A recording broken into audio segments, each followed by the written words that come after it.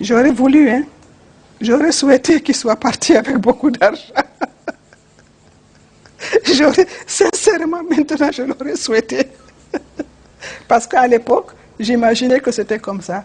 Ahidjo était fait pour gérer, pour servir le pays, et non pour se servir. Il a oublié de se servir, voilà. C'est tout ce que je peux dire. Quand on est arrivé à Dakar, je vais vous dire même la solution, en fait, on avait un petit immeuble ici, comme je venais à Dakar souvent, qui était mis en vente. C'était même par Sissoko qu'on avait su. Et il m'avait dit, va voir, est-ce que ça vaut le coup. À l'époque, il y avait tellement de coups d'État, tout ça là. Et j'avais vu ce petit immeuble qui avait 3 étages. Et il y avait une école pas loin, un lycée pas loin. Il y avait un jardin d'enfants pas loin. Je lui ai dit, ça vaut le coup, comme c'est vraiment bien donné, ça vaut le coup de prendre, on ne sait jamais. Ce qui peut arriver, je peux me retrouver là avec les enfants, les petits-enfants. Bon, on a pris cet immeuble, il l'a acheté, n'est-ce pas? Et il a demandé à Senghor l'autorisation de faire 2 étages. On a donc transformé le petit immeuble, on a fait 5 étages. C'est de ça qu'on a hérité. En 1984, Amadou Ahidjo, qui avait une maison à Dakar et qui entretenait d'excellentes relations avec l'ancien président Léopold Sédar Senghor et son successeur Abdou Diouf, trouve asile au Sénégal. Il s'y installe avec son épouse et ses filles. En même temps que les autorités de Yaoundé s'emploient à bannir son nom de tous les édifices nationaux, commence une importante purge du régime. Les proches ou supposés de l'ancien président sont écartés des affaires et des postes importants. Il règne un climat délétère dans la capitale camerounaise. Un climat dans lequel les officiers et cadres originaires du Nord vont payer le prix fort. C'est par centaines qu'on les envoie discrètement à la mort ou dans les prisons. C'était les gens du Nord qui étaient à la militaire, bon, qu'ils voulaient qu'on commençait à dégommer pour mettre les leurs. Le putsch a démarré comme ça. On y trouvait des civils qui déjà commençaient à sentir que ça sentait le roussi, sont rentrés dedans. Au milieu de la décennie 80, l'ancien président Amadou Ahidjo s'installe définitivement au Sénégal. Un déménagement forcé qui ne l'empêche pas de continuer de s'intéresser au Cameroun, sa passion. Il en souffrait beaucoup. Et il souffrait beaucoup, pas de l'exil qu'il a eu, parce qu'il disait que ça, un homme politique, c'est un homme politique. Il pensait quand même pas qu'il serait exilé du Cameroun. Ahidjo avait dit, il a toujours pensé à un coup d'État, on le tue, où il est gardé là-bas, mais il ne pensait pas qu'on s'en prendrait à sa famille. Parce que sa famille, il l'a toujours tenu en dehors de la politique. Hein. Ça, tout le monde peut être témoin. Ahidjo n'a eu qu'une passion dans sa vie, le Cameroun. On s'est retrouvé à Dakar, bon, on a encaissé.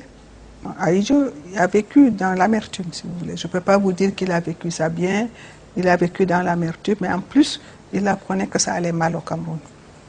Que ça dégringolait, que le Cameroun était en train de... Je vous ai dit, il a entendu à RFI une fois, il a fait une crise de nerfs parce que le Cameroun était devenu un pays à plus haut risque que le Tchad, à l'époque, hein, et que le Cameroun était à genoux, que le Cameroun était devant la Banque mondiale, que le Cameroun était devant le FMI.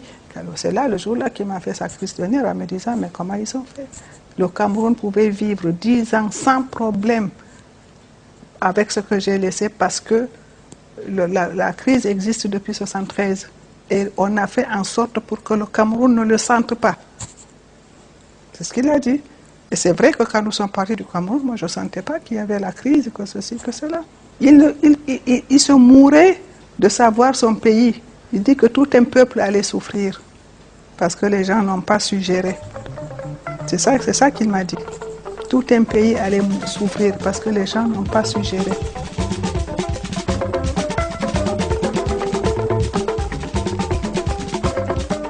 « 30 novembre 1989, les auditeurs apprennent par les ondes de RFI la mort à Dakar de l'ancien président Amadou Ahidjo, dont les images ont disparu depuis quelques années déjà de tous les édifices des manuels scolaires camerounais. À Dakar, pendant cette semaine, elles sont nombreuses, les personnalités, les représentations diplomatiques qui se bousculent à son domicile pour lui rendre un dernier hommage.